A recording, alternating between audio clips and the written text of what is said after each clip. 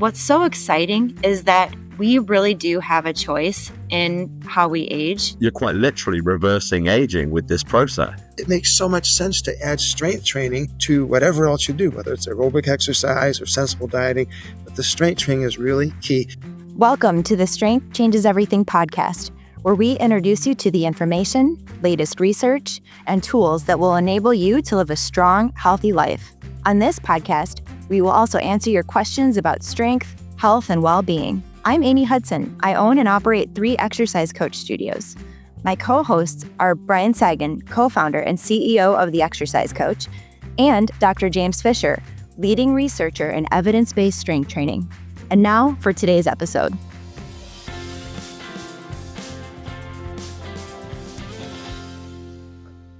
Welcome back to the Strength Changes Everything podcast. We're joined today by one of my greatest mentors in the area of strength training and in academia as well. He's published countless studies on resistance training, on efficacy and safety, and the health benefits of strength training, and numerous books as well. So it's my true pleasure to introduce Dr. Wayne Wescott to the Strength Changes Everything podcast. Wayne, great to have you here. Thank you so much, Dr. Fisher.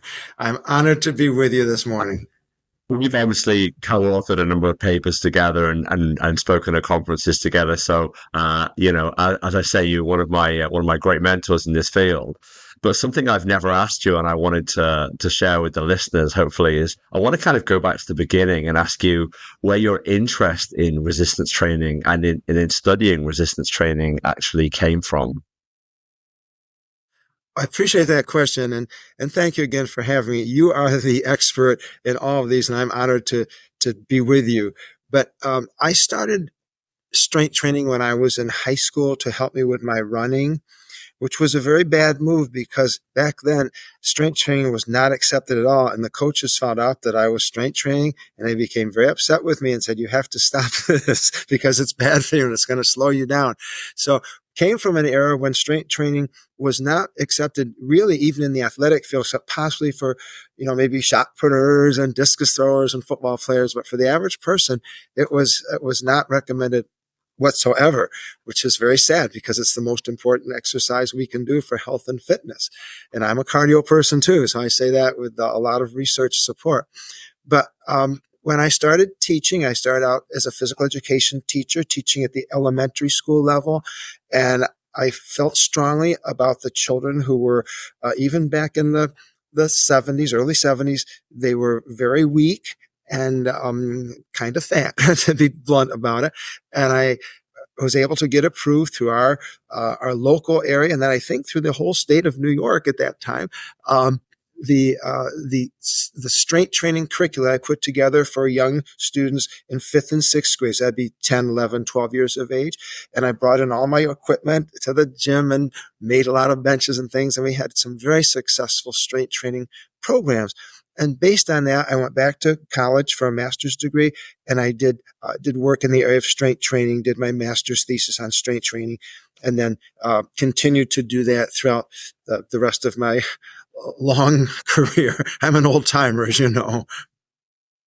And that's fascinating. And of course, to start to instill great habits in children with strength training, because so many people do shy away from strength training in children. And now we know that the benefits extend even beyond kind of the physical health benefits into the cognitive and the academic benefits with children as well. So the health benefits through the lifespan are clearly becoming more and more identified and identifiable by even the lay population. So talking about the health benefits, you published so much about, retaining and rebuilding muscle as we age and, functional capacity and cognitive function and bone mineral density and, resistance to medical conditions like type 2 diabetes. I'm going to put you on the spot and say, is there a most important health benefit from resistance training? I believe there is, especially since I'm in my mid to late 70s now. So as I said, I'm an old timer, and I'm doing my best to maintain some muscle mass. But the facts are just they're just very challenging with the aging process. And this starts with muscle loss and bone loss in the 20s for most individuals, that the sarcopenia, the loss of muscle by disuse, is just incredibly important, because muscle is one of our most important tissues, believe it or not. It's certainly our most active tissue outside of the heart and the brain. And when we lose muscle, a lot of negative things occur. And you mentioned some of them. It affects number one, it affects our body composition and the fat gain. I just heard on the news the other day that it is now predicted that by 2050, that 60% of Americans, as you know, I'm over here in the United States, 60% will be classified as obese, not just overweight. Now, right now it's about 65, 70% are overweight or obese, but 60% obese. And we've known for years the prediction that by 2050, about 1 out of every 3 Americans will have full-fledged diabetes, which is just an impossible situation, because it leads to a lot of other serious issues, especially heart disease and blindness and amputations and those types of things. And strength training is the best means, in my opinion, for preventing all of those, because as we lose muscle, we tend to slow our metabolism. And even if we're eating the same, if we're not eating more, which is unlikely for most people as we age, but if we're not eating more, we still add fat because there's less muscle, there's a slower metabolic rate. And so calories that used to be used to keep that muscle alive and functioning now go into fat storage. And it creeps up. In the middle life years, most men and women are adding about 10 to 15 pounds of fat per decade, because they are losing about 5 pounds of muscle per decade. And that's a serious imbalance of the way it should be.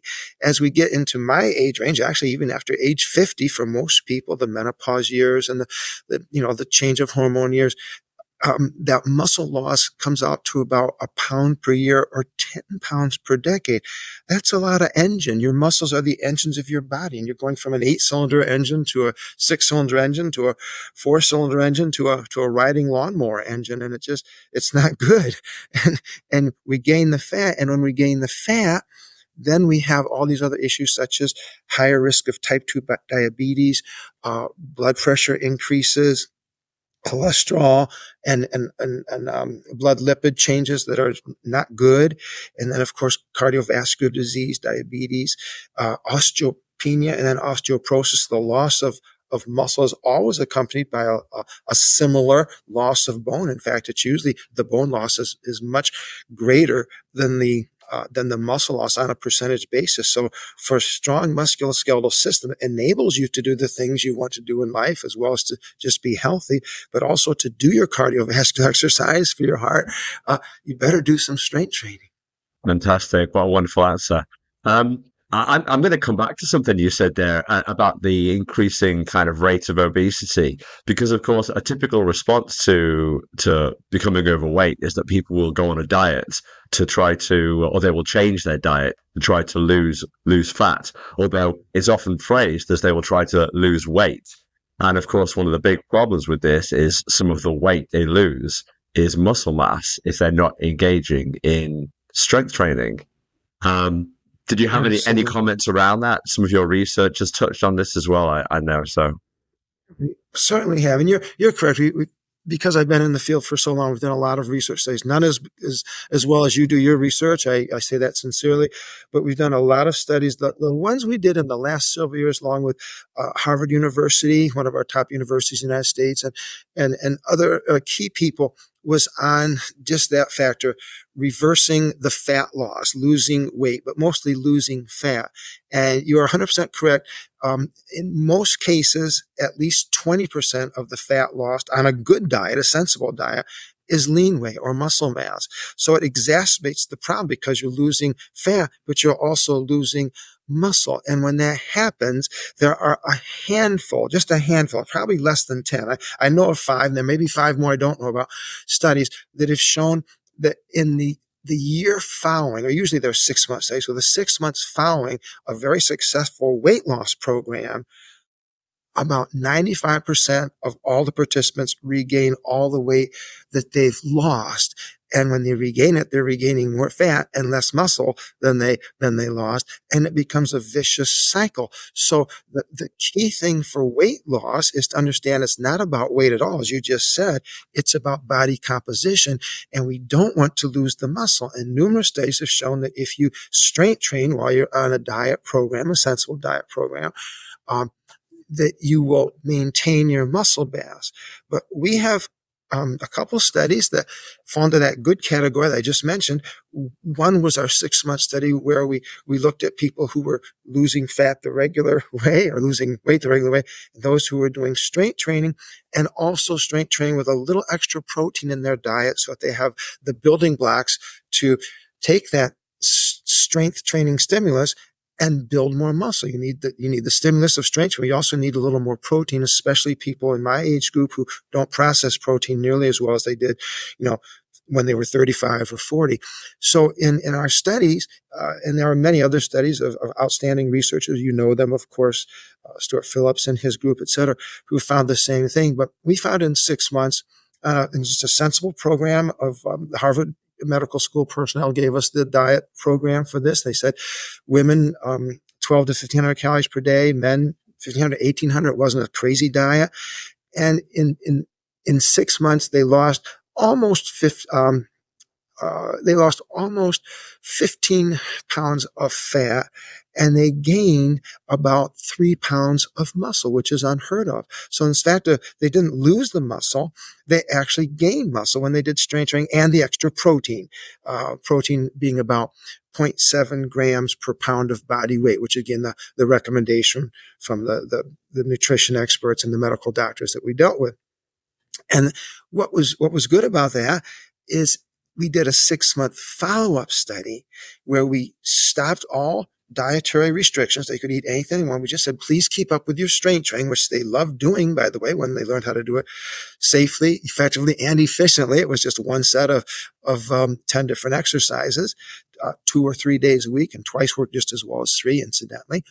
But when they kept up their strength training and they kept up their higher protein intake, 0.7 grams per pound of ideal body weight, in that next 6-month period, we became one of those 5 to possibly 10 studies that showed no significant weight gain. They maintained their weight for 6 months back with normal eating, which never happens or rarely happens. And believe it or not, they added another 3 pounds of muscle or lean weight, which is mostly muscle. So it makes so much sense to add strength training to whatever else you do, whether it's aerobic exercise or sensible dieting. But the strength training is really key. And again, in our age brackets, we do recommend a little extra protein for most people. That is so awesome. I just want to highlight that study because would you go so far as to say that successful weight loss involves maintaining muscle? How would you describe successful weight loss in general? Absolutely.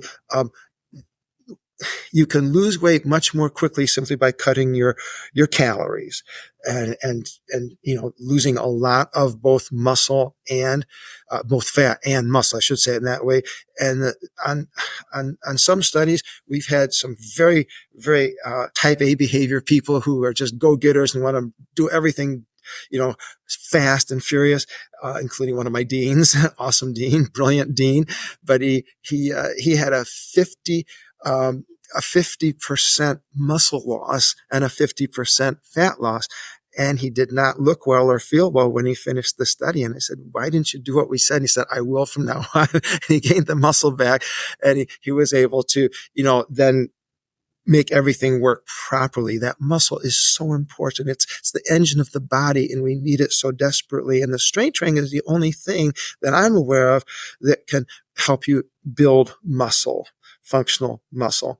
So I would recommend that everyone do some type of resistance exercise who's trying to lose weight, and especially to maintain the weight. I guess I missed my point there. I'm so sorry, Amy. My point was that you can lose weight fastest with dieting alone, but you're going to gain back fastest also. But if you strength train, at least as our study has shown, you can maintain for at least 6 months. Actually, we went for 9 months, and we continued to add muscle and lose fat even in the next 3 months. So 9 months after stopping all dietary restrictions, which again was unheard of, the body weight was essentially the same, statistically no different. It was a little heavier because they lost a teeny bit of fat, but they still kept gaining muscle. So their body weight was heavier, but their body composition was better, and their lifestyle and their functionality was incredibly increased. So the strength training is critical for maintaining that weight loss and a healthy lifestyle.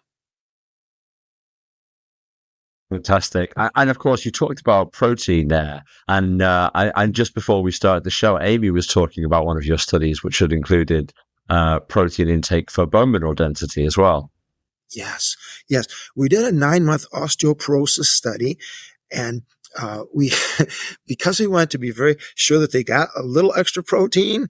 These were postmenopausal women, and we made sure that they drank a little protein shake before they left the fitness center. They couldn't leave without drinking the protein shake. It was just, as Amy mentioned, it was just 24 grams of protein.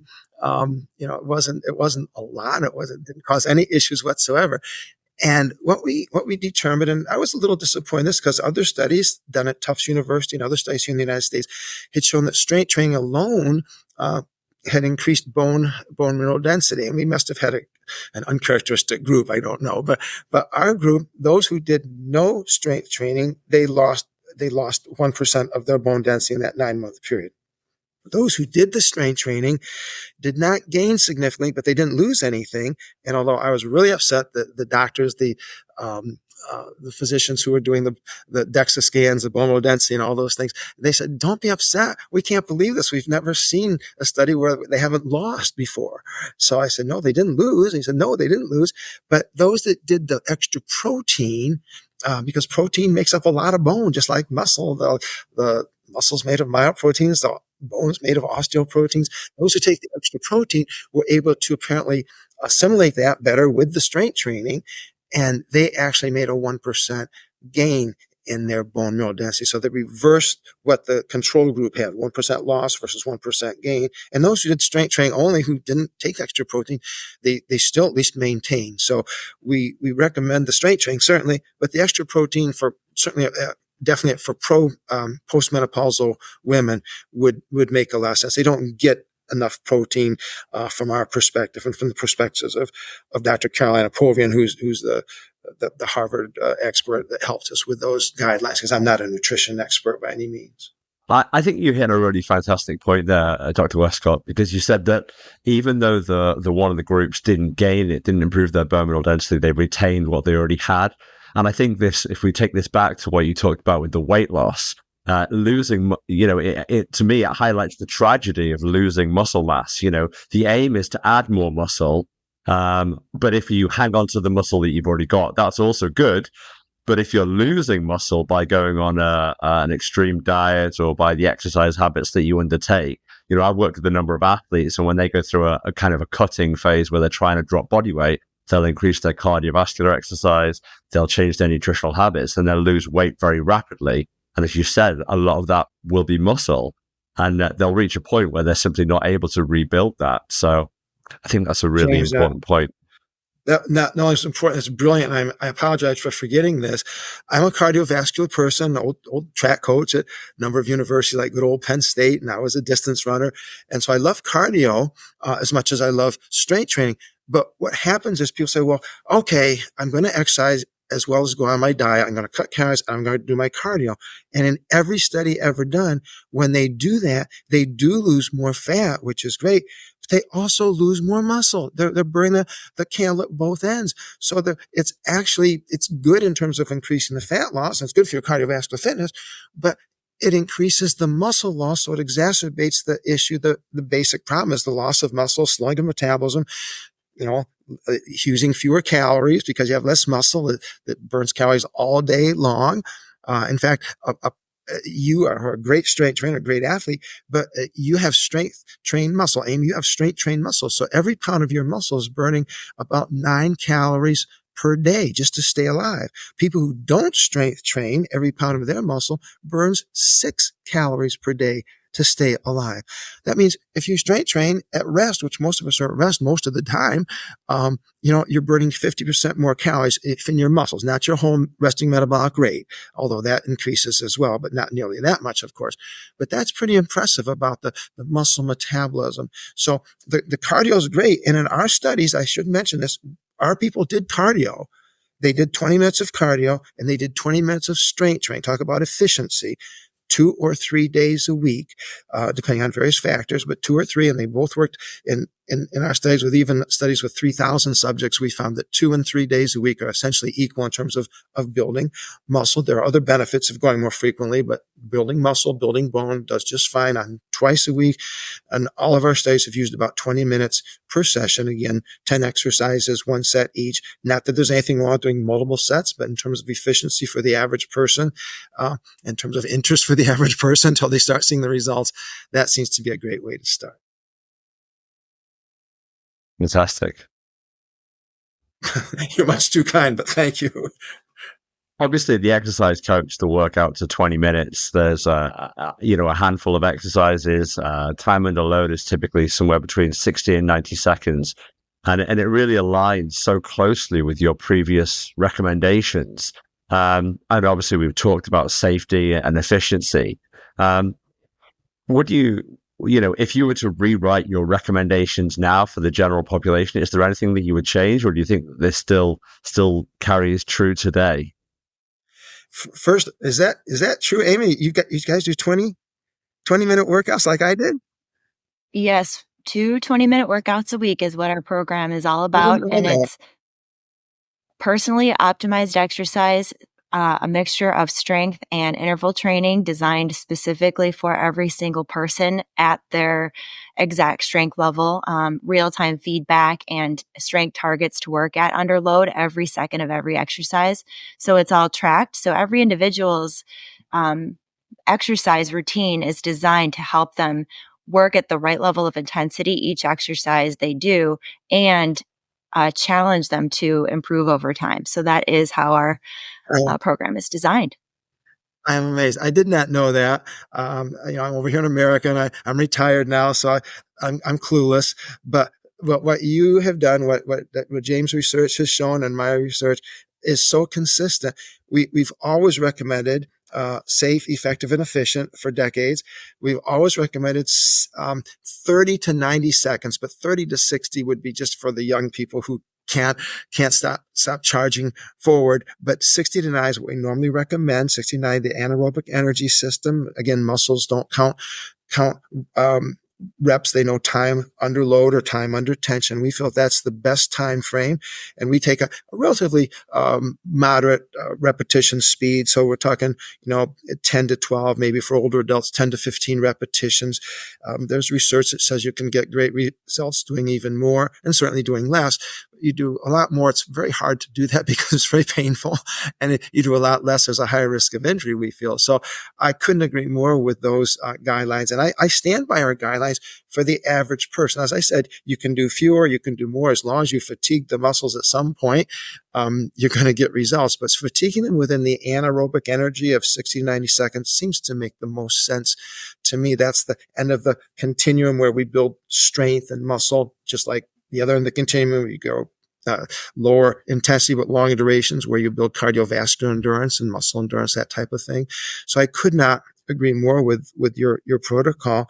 And we did 1 set, but we've also done studies for our armed forces over here in the United States where they had to do things a little differently. And we found that, if you do fewer exercises for more sets, in that short period of time, you still get very good results. So, the time and the frequency to me are important. People start strength training and they try and do too much, too frequent, too many sets, too many reps, too many exercises, and they burn out. And we see this all the time. But if they take it sensibly and progressively, increasing their resistance, gradually as they become stronger, it is just a fabulous activity with almost a zero injury rate when people do it properly. It's not like any other sport or activity. and it has so many benefits. I don't understand why more people don't do this. So we're beating a lonely drum here, but with the help of you and the research that you've been doing, it's getting much better. Thanks, Wayne. Thank you for that answer. I wanted to touch on something within that, because obviously when we talk about resistance training recommendations, there's a lot of talk about repetitions or time under load, as you said, or the number of sets or the frequency of training. But I know we've discussed this before, the importance of muscular tension and maintaining control through the concentric and the eccentric parts of the muscle. Now, that this is a big part of the exercise coach as well. But can you maybe just tell our listeners why this is so important, and particularly the eccentric muscle action? Right. The eccentric muscle action, due to a variety of factors, Arthur Jones, who kind of led the charge in this area a long, long time ago, he's since passed away, but he felt that the eccentric and the concentric were identical except for the effects of internal muscle friction. In other words, if you look at it, what you could hold isometrically with your elbows at a right angle in what we'd call a curl, but an isometric curl, stationary curl, just holding it there. Let's say you could do 100 pounds holding it. You could most likely, now this would vary depending on the speed and factors, but most likely you could lift about 80 pounds. You couldn't lift as much as you can hold because internal muscle friction subtracts some of that, some of the force that you're producing to overcome that friction. And he would say that you could lower, and you could try this anytime. You could lower, if someone handed it to you up here, you could lower about 120 pounds because the muscle friction works for you. It's working against the filaments tearing apart. That was his theory. I can't prove that that's right or wrong, but certainly the eccentric enables you to use heavier loads or to exert more effort, and you don't want to just let gravity take it down. That's dangerous, number one. And number two, you're missing what could be the most important part of the exercise because of the ability to use more resistance and to use it more effectively. So we've gone by Arthur Jones's recommendations generally. He said 2 seconds up and 4 seconds down. Many other researchers in the United States have gone with that like the idea, but like our people, which is 2 up, which is up, and which is down, which is 2, and which is 4. So we said, just do 3 and 3, 3 seconds up, 3 seconds down, and leave it at that. And with our younger people who can't go that slow because their mind doesn't function that way, we do 2 up and 2 down. And we found that 2 up, 2 down, 3 up, 3 down, 4 up, 4 down, they all work really well as long as you're controlled and keeping the muscle tension. It's all about, as you said, that muscle tension. That's sick. And in fact, the exercise coach, a lot of the exobotics devices are negative accentuated, so there's a greater resistance on the eccentric phase. And actually the phasing is a lot slower. Obviously, you've written books about super slow training where the rep duration was as slow as sort of 10 seconds per concentric and eccentric phase. And a lot of the protocols within the exercise coach kind of follow that suit. They vary from 4 seconds concentric to eccentric to maybe 8 or 10 seconds each direction as well. It is so great because as far as client motivation and ability to exert, we know that having more ability to produce force in that eccentric, we are a little bit stronger is how we explain it to clients and during that eccentric. And so we're able to hold a higher load for a longer period of time, which really does help. If you were to contrast, let's say a seated chest press, at a regular gym using a standard weight stack chest press, if I can, press out and away from me with 100 pounds of force on a standard weight stack chest press, I would have to select 100 pounds on the weight stack just to be able to press out. But on the way back, I may be able to resist at 150 pounds, and so on the exerbotics, I'm able to give on average 150 pounds of resistance because I'm giving all I can every second of every rep. I'm not stuck at a certain weight. Isokinetic exercise allows me to give exactly what I can give at every second of every exercise, which is optimized, right, for what I can do. Awesome. That makes it even more efficient. Yes. Fantastic. Certainly would agree with everything you just said. Wonderful. So Wayne, I wanted to ask you, I'm going to kind of put you on the spot a little bit here and say, with all the wonderful research that's been done, you mentioned Stu Phillips, and there's so many other wonderful academics out there publishing great strength training research.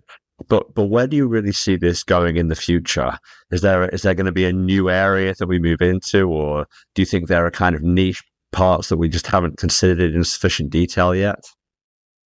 It sounds like you've moved into some of those areas already. So you're leading the way in that, with the eccentric exercise being accentuated. I guess I'll say it that way.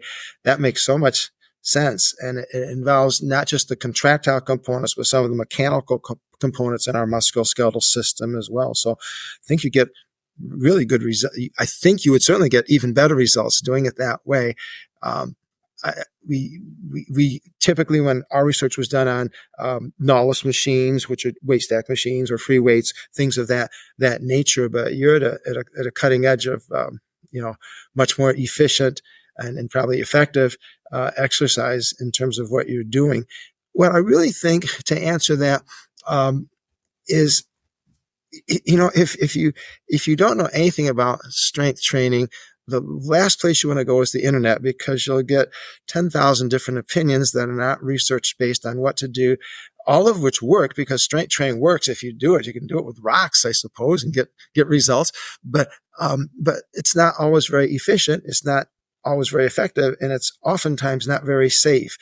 You talked about chest presses, the way that you do them.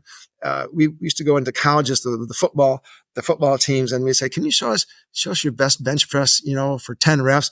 And oh yeah, they're loading that weight up there, and they do 10 reps, boom, boom, boom, and they finish their 10 reps in 15 seconds. So they're using a lot of momentum and not using the slower speed. We did get significantly greater results with slower speed exercises than with normal speed exercises. Unfortunately, many people don't like going quite that slow, my wife being one of them. So she helped me come up with a protocol that we call the 5-5-5, 5 seconds lifting, 5 seconds lowering, and 5 reps. And I got her to slow down enough to do that. So sometimes you have to compromise a little bit with average people. But the point I would like to make is that I think if we get back to basics, to just a few good exercises that work all the major muscle groups, in a manner that, as you've both said many times, keeps the tension on the muscles in a safe and effective manner throughout the entire exercise, the concentric, the eccentric, you're concentrating on what you're doing, and you make every repetition count, boy, you can do far fewer repetitions with far fewer risk of overuse injuries and other things, and get awesome results. So I like relatively infrequent workouts so that it doesn't take too much time in the average person's life, at least to start with. If they say, "Oh, I'm into this and I want to do more," okay, but at least start with something that they can handle. Keep it time efficient, keep it doable, and keep it interesting, which if people work out with the two of you, that would not be a problem. But I will say this, in our studies, including our weight loss studies, we had an 85% completion rate in our numerous weight loss studies, which is almost impossible. Usually it's a 50% dropout. And in all of our strength training studies, including our high intensity studies, we had about the same 85 to 90% completion rate, which is not usually the case. And I think that it's not because of me. I did have good instructors, so it's probably because of them, partly like the two of you, but it's because it was doable. It was manageable. It was brief. It was basic. It was sensible. And people could actually do it. And once they started doing it, they see the results quickly. It doesn't take long. We typically get in 6-month study, and you probably get better than this, but we typically get in our average people a 1 pound muscle gain on average per month for the first 6 months of training. That is noticeable. I mean, it takes a few years to lose that much muscle, and they're putting it back at 6 pounds in half a year. No wonder they're staying with the program. It is visible and it's functional, and they like it. And that's probably where we need to go to get more people to strength train. Great, just a fantastic answer. And I want to just reiterate 2 points in what you just said. First of all, you talked about getting back to basics, and I think that this is the big there's a big emphasis on what I call uncomplicated resistance training. It has to be palatable for the population. It shouldn't be confusing. It shouldn't be overbearing. And of course, at the exercise coach, it's supervised exercise anyway. So there's always a coach by the side. But the other thing that I really wanted to hit on is you said about, if you can rebuild 6 pounds of muscle within 6 months, then that's the equivalent to what you might have lost over the last few years. So you're quite literally reversing aging with this process. You're building muscle that you would otherwise have lost previously. So Yes. Absolutely. And you're right. The uncalculated exercise, one of your best studies. I should have thought of that. Thank you. You're way ahead of me on all of this and putting it into practice. But I'm honored to be sharing our little studies with you as well. Thank you so much. fantastic. Amy, did you have any more questions for Dr. Wescott? I just really appreciate your research and some of the studies you shared today. At our exercise coach studios, a lot of times we meet people who come in, and when we first meet with them, we ask them what results would matter the most to them and what would mean the most in their life. And, weight loss is common. Weight loss is really common. And so what I gleaned from today's conversation is just how important it is to focus on losing body fat and maintain or gain muscle, being that engine of our metabolism. As you said, even at rest, that muscle is metabolically expensive tissue. And so for people who want to maintain those results beyond the initial period of time where they might be dieting or going on some kind of a program, a year from today, 2 years from today, how do you want to feel, and strength training is the way to go. So I really, really appreciate all of the way that you described that. And one other comment I have is, it's so clear that, if we want to fight the aging process, so many of the things that you mentioned, that strength training and adding that muscle back can help combat, which is the bone density loss, the functional abilities, the cognitive decline, reversing conditions such as type 2 diabetes.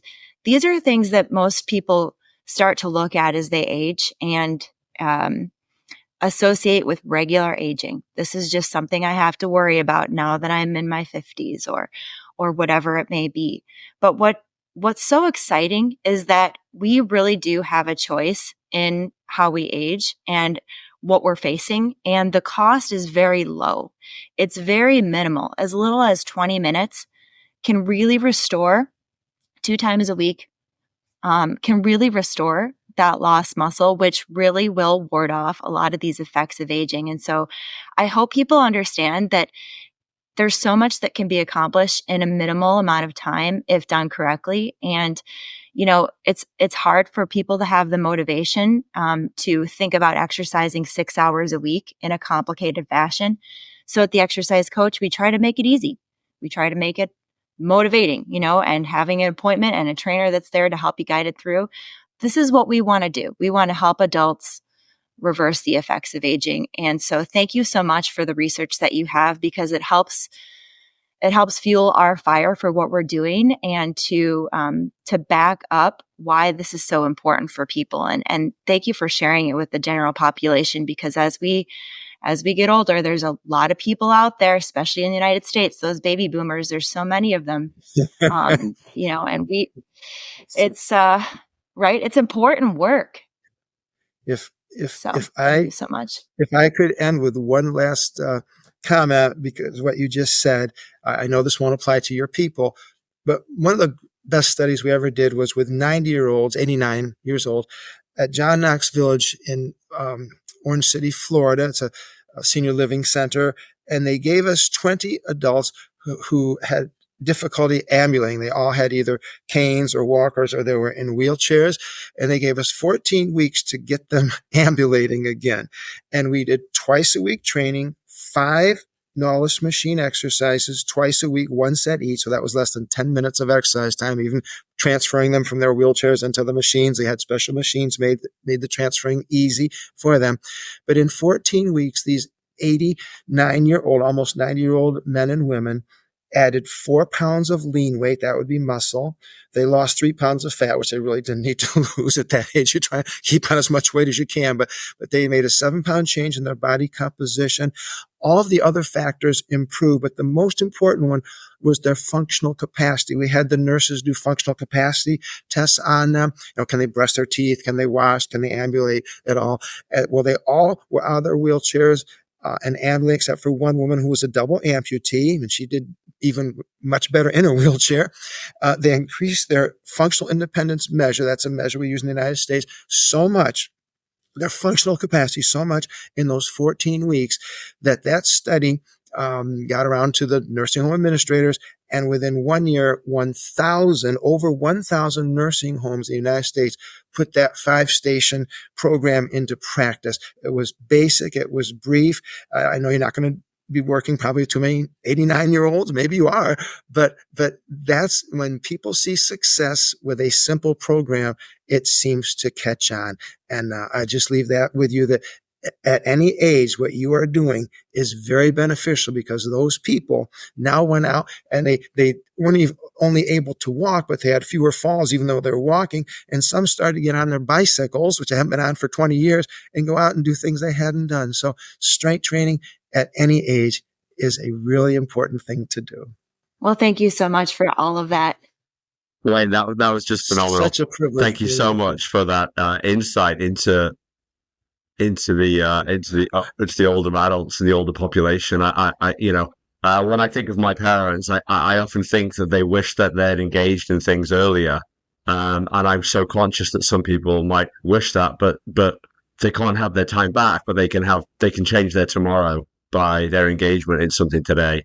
And I think that's so important. So thank you so much for the research you've done, for the books that you've published, for your time as, fellow of the American College of Sports Medicine, and all the roles that you've played in academia and at conferences in motivating and mentoring, the next generation of academics and practitioners. Thank you so much. You have far exceeded me, but I'm honored.